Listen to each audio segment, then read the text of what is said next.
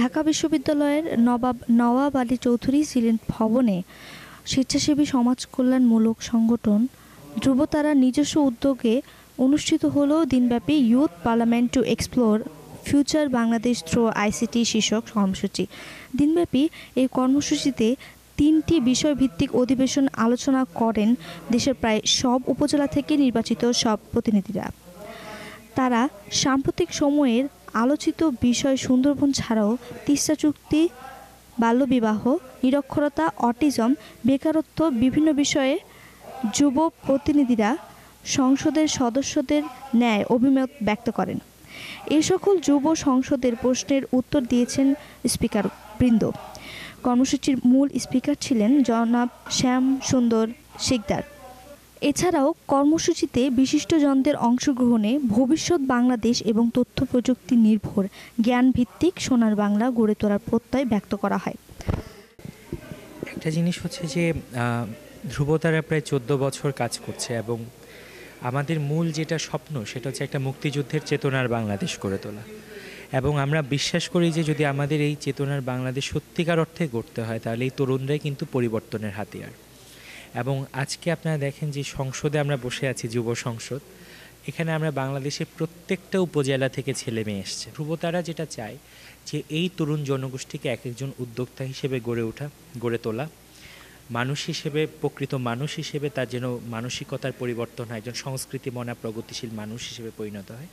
সেজন্য একটি সামাজিক প্ল্যাটফর্ম ক্রিয়েটের মাধ্যমে প্রত্যেককে একই আমব্রেলার নিচে নিয়ে আসা। যেমন আমরা উদ্যোক্তা ইস্যুতে অনেক উদ্যোক্তা বাংলাদেশে কাজ করছে, কিন্তু আমাদের মধ্যে সমন্বয় অথবা আমি বলবো যে কিছুটা সদিচ্ছা থাকার অভাবে আমাদের আসলে যেই মাত্রার কাজটা হওয়া উচিত ছিল সেটা হচ্ছে না। আমরা বলছি যে এই আইসিটি ফিল্ডে আমরা অনেক দূর এগিয়ে এসেছি।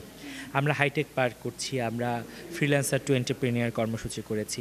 সুতরাং এই তথ্য যোগাযোগ প্রযুক্তি মন্ত্রণালয়ের সহযোগী হিসেবেই ধ্রুবতারা চায় যে আমাদের যেসব ছেলেমেয়েরা তাদের মাথায় যে ইনোভেটিভ আইডিয়াগুলো সেটা যেন একটা প্ল্যাটফর্মের মাধ্যমে নিয়ে আসা যায়। ব্যাংকের ঋণ পাওয়াটা উদ্যোক্তার অধিকার, এটা মানে কোনো দয়া দাক্ষিণ্যের বিষয়। এখানে অ্যাকচুয়ালি আমরা এসেছি জানার জন্য যে আমরা উদ্যোক্তা হিসেবে আমরা ফিউচারে কি করতে পারি, আমাদের কি করণীয়, তারপর আমরা আমাদের ডিস্ট্রিক্টটাকে এখানে আমরা তুলে ধরেছিলাম যে আমাদের কি প্রবলেম আমরা ফেস করছি, এগুলা ঠিক করা সম্ভব নাকি। তো আমরা এগুলোই জানতে এসেছিলাম।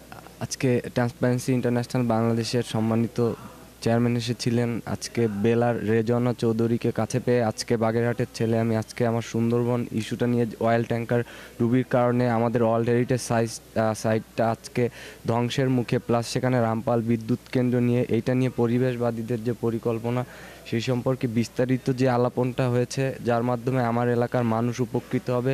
আশা করি এই জিনিসটা যদি জার্নালে পাবলিশড হয় তাহলে পরে দেশের ঊর্ধ্বতন কর্তৃপক্ষ, স্পেশালি ফরেস্ট মিনিস্ট্রি, এটাকে তাদের কনসার্ন হিসেবে নিয়ে নেসেসারি মেজার যারা ইউনেস্কোকে সাথে নিয়ে সুন্দরবনকে ওয়ার্ল্ড হেরিটেজ সাইট এবং 7 ওয়ান্ডার্স অফ দি ওয়ার্ল্ড এইটা নিয়ে যারা ট্রাই করছে সেই জিনিসটা আরও বেশি ক্লিয়ার হবে এবং আমরা আশা করি এর মাধ্যমে আমাদের সুন্দরবনকে বাঁচাতে পারবো। এই টোটাল জিনিসগুলো প্লাস হিউম্যান রাইটস এবং হচ্ছে আমাদের ইউথ লিডারশিপ, এন্টারপ্রেনারশিপ, আইসিটি সমস্ত বিষয়ের উপরে আজকে আমরা একজন ইউথ হিসেবে একটা সম্যক ধারণা পেয়েছি। ধন্যবাদ। আজকের এই অধিবেশন দ্বারা উত্থাপিত প্রশ্ন এবং তাদের সমাধানগুলো আমাদের নতুন তরুণ উদ্যোক্তারা তাদের নিজের জীবনে প্রয়োগের মাধ্যমে দেশকে যোগ্য নেতৃত্ব দিবে, এটাই আমাদের প্রত্যাশা। ঢাকা বিশ্ববিদ্যালয়ের নওয়াব আলী চৌধুরী সিনেট ভবন থেকে আমি নাসরিন নাশা, চ্যানেল আগামী, ঢাকা।